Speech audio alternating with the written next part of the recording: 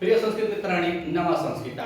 हम लोग वाचन कर रहे हैं आद्य संस्कृति स्टडी में नीति सप्तम, और नीति सप्तम में हम लोग आज वाचन करेंगे श्लोक नंबर 34 का, जो अर्थ पद्धति में लिखा गया है। महाकवि भर्तृहरि द्वारा विरचित नीति सप्तम जो अर्थ पद्धति है, और अर्थ पद्धति में हम नीति सप्तम का 34वां श्लोक वाचन करेंगे। तो इस पूरे श्लोक में अब कवि हमको यह बतला रहे हैं कि किसका कैसे विनाश होता है, क्या करने से किसका नाश होता है, किसका नाश होता है, और यह शार्दूल विक्रीडित छंद है। मगर कहना है बस उनको इतनी बात कि त्यागः प्रमादः धनम, त्यागः प्रमादः धनम, मतलब जो धन का आप लापरवाही पूर्वक खर्च करते हैं उससे वो धन का विनाश होता है। खर्च तो सब लोग करते हैं, लेकिन खर्च जो लापरवाही पूर्वक करते हैं उनका विनाश होता है। और इतनी बात करने के लिए ऊपर के सभी पहली दूसरी तीसरी लाइन में बता रहे हैं कि किसका किससे विनाश हुआ है या किसका किससे विनाश होता है। तो आइए हम वाचन करते हैं शार्दूल विक्रीडित छंद में। दो मंत्रा नृपति विनश्यति यति संगासुतो लालना विप्रो अनध्यात कुलम पूतनया शीलम खलोपासना। तो कह रहे कि द्रो मंत्रा नृपति विनश्यति, और विनश्यति माने होता है नाश होना। तो ध्रुव मंत्रा से अर्थात जिसका मंत्री सही न हो, राजा को सही सलाह न दिया जाए, और जो कुमंत्रा होता है, जो सही मंत्री नहीं होता है, तो मंत्री के सही निर्णय न देने से या मंत्री के सही सलाह न देने से विनश्यति माने नाश होता है। किसका? नृप माने राजा, राजा का विनाश कुमंत्रा से होता है। तो विनश्यति नृपः कुमंत्रा, अर्थात विनाश किससे होता है? जब विनाश होता है तो कुमंत्रा से होता है, और कुमंत्रा से विनाश किसका होता है? तो राजा का विनाश होता है। आगे कहना है कि यति संगात, यति संगात, और यति माने होता है कौन? जो ब्रह्मचारी होते हैं, जो ऋषि मुनि होते हैं, उनके बारे में बता रहे हैं कि यति संगात, अगर यह ब्रह्मचारी लोग, जो सन्यासी लोग हैं, जो ऋषि मुनि लोग हैं, वह संगत उनसे किसी का लग जाए तो उससे उनका क्या होता है? विनाश होता है। तो यति संगात विनश्यति, यदि आश्रमवासी जो हैं, जो ऋषि मुनि हैं, जिनको एकांत में रहना चाहिए, अगर वह संगत में रहते हैं तो उनका विनाश होना निश्चित होता है। यह महाकवि जी कितना पहले लिखे और देखने को अब मिल रहा है। जैसे एग्जाम्पल हम ले लेते हैं आसाराम बापू का, राम रहीम का, इत्यादि इत्यादि लोग हैं जो संगत में इनका विनाश हुआ। और आगे कह रहा है कि सुतो लालना, और जो सुतो मन होता है पुत्र, लालना मतलब लालन पालन, ज्यादा लालन पालन करने से पुत्र का विनाश होता है। तो हमको कवि जी यही बताया कि कुमंत्रा से नृप का विनाश होता है। यति संगता, जो सन्यासी लोग हैं वो संगत में अगर रहते हैं तो उनका संगत से विनाश होता है। और ज्यादा प्यार दुलार करने से, जैसे लड़का तो केले के मेरे बाबू, मेरे सुग्गा, मेरे चुम्मा, इससे करने से लुल्लू लुल्लू करेंगे तो आपका लड़का खराब हो जाएगा। वो कवि जी बता रहे हैं कि सुतो लाना, ज्यादा लालन प्यार करने से आपका पुत्र खराब हो जाता है। तो पहली लाइन में तो आप समझ ही गए होंगे कि क्या कह रहे हैं कि नृप का कुमंत्रा से विनाश होता है या नाश होता है, और संगति से सन्यासी लोगों का नाश होता है, और ज्यादा लालन पालन करने से, लालन पालन से पुत्र का विनाश होता है। अब नीचे कह रहे हैं विप्रो अध्यनात्, विप्रो अध्ययनात्, अर्थात जो विप्र लोग हैं पहले के जमाने में जो अध्ययन अध्याय का कार्य करते थे, वह विप्र अर्थात ब्राह्मण लोग किया करते थे। और ब्राह्मण जो पहले हमारी व्यवस्था थी, जब भारतीय संविधान नहीं था तो मनुस्मृति के तहत पूरा हमारा यह पूरा भारत चलता था। उसमें जो बड़े लोग थे, जो ब्राह्मण लोग थे, वही लोग वही शिक्षा का आदान प्रदान करते थे, अर्थात वही पढ़ाते लिखाते थे। क्षत्रिय जो थे वो राज करते थे, वैश्य लोग थे वो अपना व्यापार करते थे,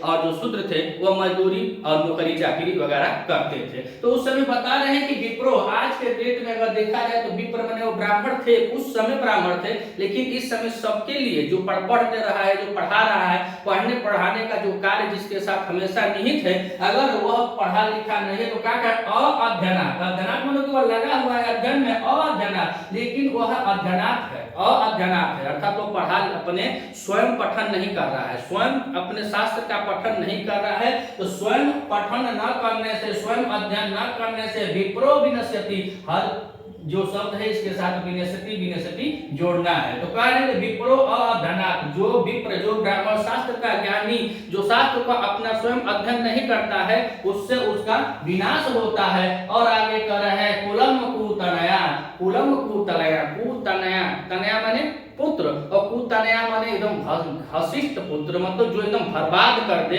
तो जब दुष्ट पुत्र होता है ना घनिष्ठ दुष्ट, अर्थात मान लीजिए कोई दुर्योधन जैसा पुत्र हो, जैसे महाभारत में दुर्योधन धृतराष्ट्र का एक ऐसा पुत्र पैदा हुआ जो पूरा खानदान को लेकर डूब गया। तो वही कह रहे हैं कुतनया कुलम विनश्यति, अर्थात कुपुत्र जब पैदा हो जाता है उससे पूरे कुल का विनाश हो जाता है, पूरा कुल नष्ट हो जाता है। दुर्योधन जैसे पैदा हुआ पूरे कौरव वंश को ले डूबा, ऐसे ही एक कुतनया एक कुपुत्र अगर पैदा हो गया तो आपके कुल का नाश कर देगा। और कह रहे हैं शीलम खलोपासना, और खलो माने होता है दुष्ट लोग। और आगे कह रहे हैं आसना, आसन मतलब उनके साथ व्यसन व्यसन रखने से, उनके साथ रहने से। तो जो खल लोग होते हैं दुष्ट लोग होते हैं, दुष्टों के साथ अगर आपका रहन सहन है, प्रेम संबंध है, उठना बैठना है, आवाजाही है, तो वह आपके शील को नष्ट कर देंगे। उनके साथ आप रहेंगे तो शील आपके नष्ट हो जाएगा। अगर वह आप चौराहे पे बैठे हैं, कहीं खूब आराम से बैठे हैं, कोई लड़की जा रही है तो कहेंगे वाह गजब का माल जा रही है, तो इसमें आप कुछ नहीं कर रहे हैं, लेकिन वहां आपका भी शील नष्ट हो रहा है। दौरा चौराहे पर बैठ सिगरेट पिए, धूम्रपान करे, कुछ भी अपशब्द कर रहे हैं, तो आपके साथ अगर उनका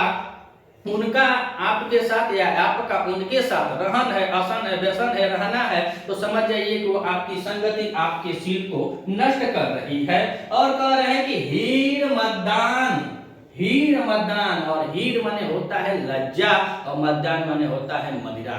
मदिरा का सेवन करने से लज्जा का नाश होता है। जो आपके अंदर लाज हया जो होती है, अगर आप कभी कभार मदिरा देखे होंगे, देखे ना सेवन भी किए होंगे, तो सर्वप्रथम मदिरा का सेवन करने से कवि जी बता रहे हैं कि हीर मद्दान, अर्थात जो मदिरा का सेवन करता है वह सबसे पहले उसका ही मतलब लज्जा जो होती है विनशति, लज्जा जो होती है उस वह नष्ट हो जाती है। और आगे कर रहे हैं अनवेक्षणाद अपि कृषि, और अपने न देख रेख करने से कृषि विनष्ट होती है। अर्थात आप बैठे हैं कहीं दिल्ली है, मुंबई है, कहीं आप तैयारी कर रहे हैं, इलाहाबाद है, बनारस है, चाहे राजस्थान है, कोटा है, जहां आप बैठकर तैयारी कर रहे हैं, पढ़ाई लिखाई कर रहे हैं, वहां से आप खेती बाड़ी नहीं कर पाएंगे जब तक स्वयं आप अपनी खेती बाड़ी को आकर के नहीं देखेंगे। दूसरे के देखने पर आप दिल्ली, मुंबई, इलाहाबाद, प्रयागराज में बैठ करके आप अपनी खेती को नहीं देख सकते हैं। तो वही कहने की मदिरा का सेवन करने से लज्जा भी नष्ट होता है, और अन्वेषणा अपि कृषि, और देख रेख न करने से कृषि का विनाश होता है, कृषि नष्ट होती है। और कह रहे हैं स्नेह प्रवासाश्रया, अर्थात प्रेम जो होता है वह प्रवासा है, अर्थात जो दूर हो जाने के कारण प्रेम कम हो जाता है, दूर हो जाने के कारण प्रेम का विनाश होता है। तो कह रहे हैं स्नेह प्रवासाया विनश्यति, अर्थात स्नेह का दूर हो जाने के कारण प्रेम जो है, स्नेह जो है वह विनष्ट हो जाता है, उसका नाश हो जाता है। आगे कह रहे हैं मैत्री च प्रयात, अर्थात मैत्री मतलब होती है मित्रता, और मित्रता तब नष्ट हो जाती है जब आपसी स्नेह प्रेम न हो, आवागमन न हो, बोलचाल न हो। तो वही बता रहे हैं कि परस्पर अनुराग के कारण, अनुराग न रहे तो कह रहे मैत्री चा प्रयाता, अर्थात परस्पर अनुराग न होने के कारण मित्रता नष्ट हो जाती है। और कहें समृद्धि और अन्यता, अर्थात जो अन्यता होता है, जो अनीति से कमाई गई जो समृद्धि होती है, जो आपका मतलब समृद्धि व्यवसायी जो होते हैं, वैभवशाली जो होते हैं, अगर आप अनीति समृद्धि अन्यता, अर्थात समृद्धि जो आपकी अनीति से प्राप्त की गई है उसका भी एक ना एक दिन विनष्ट होना जरूरी है, वह भी विनष्ट हो ही जाएगा।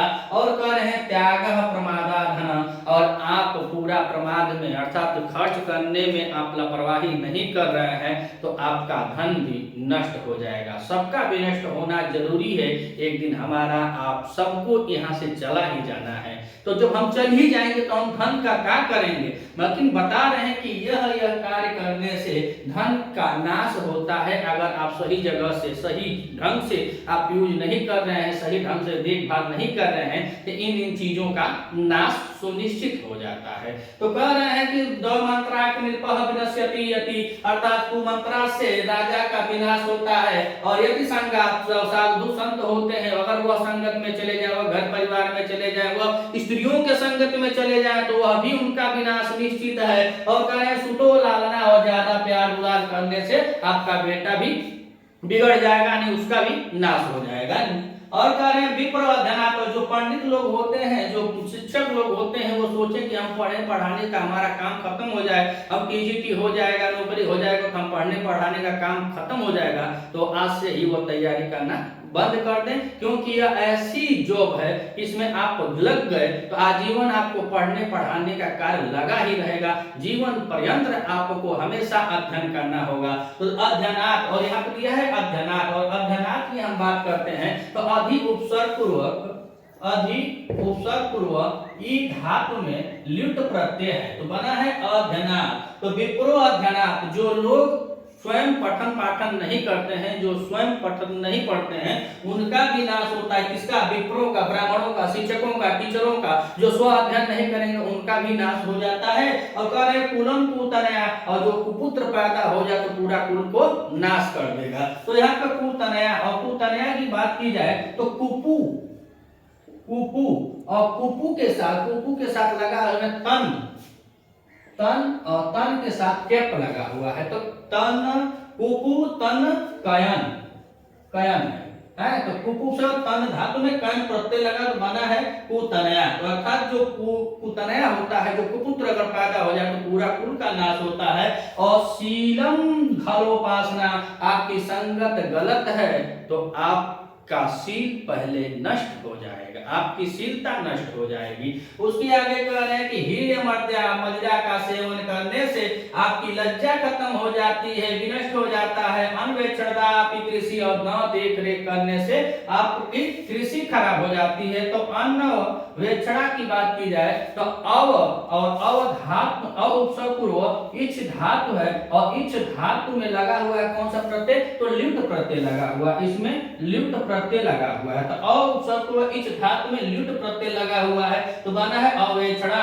और अवेक्षणा अपि कृषि, अगर आप अच्छे से देख रेख नहीं करेंगे तो आपकी कृषि विनश्यति अर्थात नष्ट हो जाएगी। और स्नेह प्रवास जो आप बहुत दूर रहेंगे, आपकी पत्नी आपके घर है, आप जाके इलाहाबाद 4-4 साल रहेंगे, दिल्ली रहेंगे, हरियाणा रहेंगे, लुधियाना कमाएंगे, तो धीरे धीरे वो स्नेह कम हो जाएगा। बस उतना ही छोड़कर तैयारी करिए, पढ़िए लिखिए, अपना परिवार भी है, ज्यादा दूर बनाएंगे, अगर दूरी रहेंगे, ज्यादा दूरी रहेंगे तो यह कह रहे हैं स्नेह प्रवासया विनश्यति। अगर प्रवासी हैं या प्रदेशी हैं और ज्यादा दिन तक प्रदेश में रहते हैं तो उसमें आपका स्नेह प्रेम कम हो जाता है।